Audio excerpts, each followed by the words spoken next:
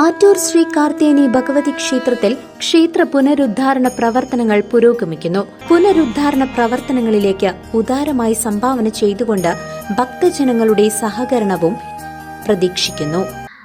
അംഗൻവാടി വിദ്യാർത്ഥികൾക്ക് പ്രവേശനോത്സവത്തിൽ member care പദ്ധതിയിൽ ഉൾപ്പെടുത്തി സൗജന്യ പഠനോപകരണങ്ങളുടെ വിതരണം നടത്തി മാതൃകയായിരിക്കുകയാണ് ദേശമംഗലം ഗ്രാമപഞ്ചായത്ത് മെമ്പർ PI ഷാനവാസ്.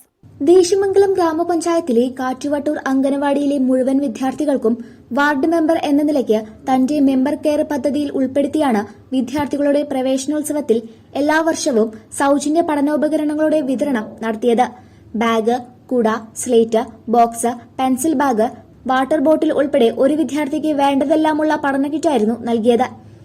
പ്രവേശനോത്സവം വാർഡ് മെമ്പർ PI ഷാനവാസ് ഉദ്ഘാടനം ചെയ്തു.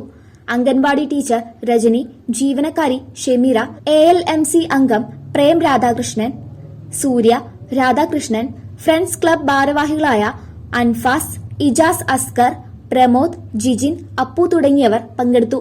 News desk CCV.